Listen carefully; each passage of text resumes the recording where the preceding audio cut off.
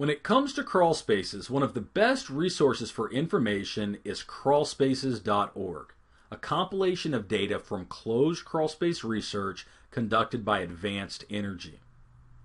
There are 6 major categories related to good crawlspace design. These include moisture management, pest control, combustion safety, fire safety, thermal insulation, and radon control. Moisture management includes proper drainage, air sealing, and a fully sealed vapor retarder are critical for good design. Pest control says a termite inspection ban at the top of the perimeter wall should be included in any of your closed crawlspace designs.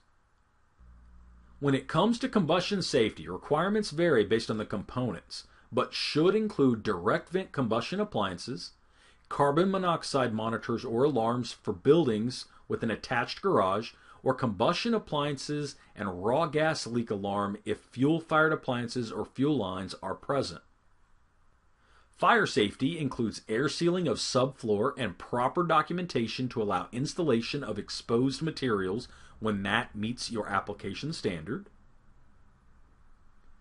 And thermal insulation can be applied to the subfloor on the interior perimeter wall surface, on the exterior perimeter wall surface, or inside the perimeter wall, and should be installed without gaps or compression and in full contact with the insulated surface, such as the subfloor or the perimeter wall. If the perimeter wall is insulated, a non-porous insulation like closed-cell spray foam should be used. And radon control. US EPA recommends testing all homes for radon. In areas where radon is a risk, buildings with closed crawl spaces can be mitigated with sealing and venting techniques. Traditional vented crawl spaces often experience issues with moisture and bulk water and can be a key area associated with building air leakage and the stack effect. To minimize potential moisture issues, it is critical that the vented crawl spaces be designed effectively. Here we can see the ventilation requirement for vented crawl spaces coming directly from the building code. And this is how vented crawl spaces work.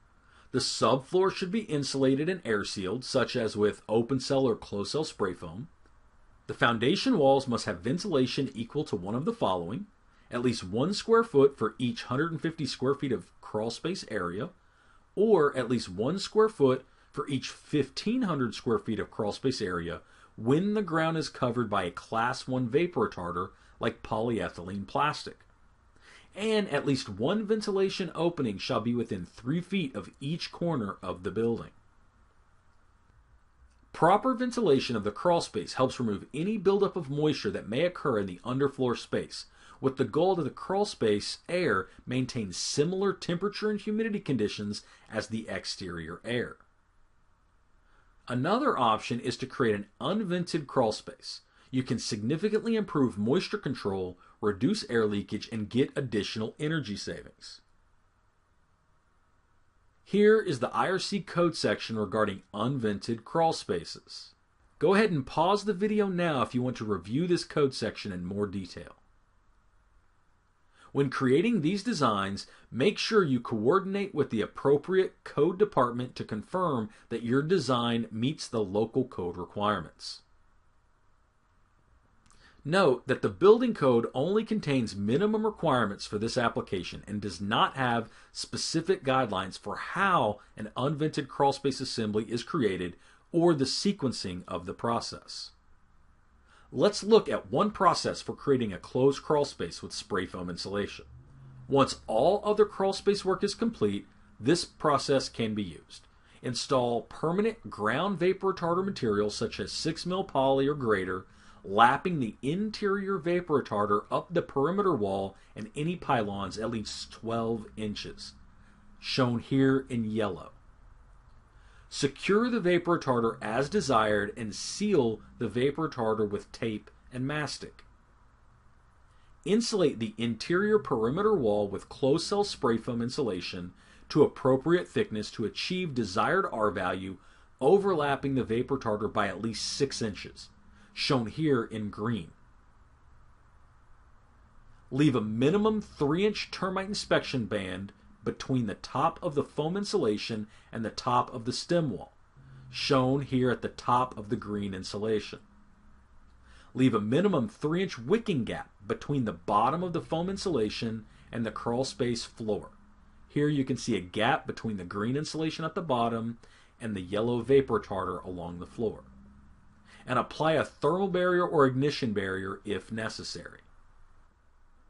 This is an example of how to approach a closed crawl space with interior perimeter wall insulation using spray foam. By insulating the perimeter wall with an insulation and air barrier, the crawl space is separated from the exterior environment.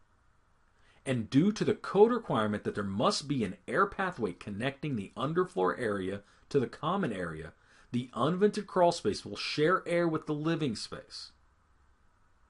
Therefore, the crawl space air will be conditioned, just like the air in the living space.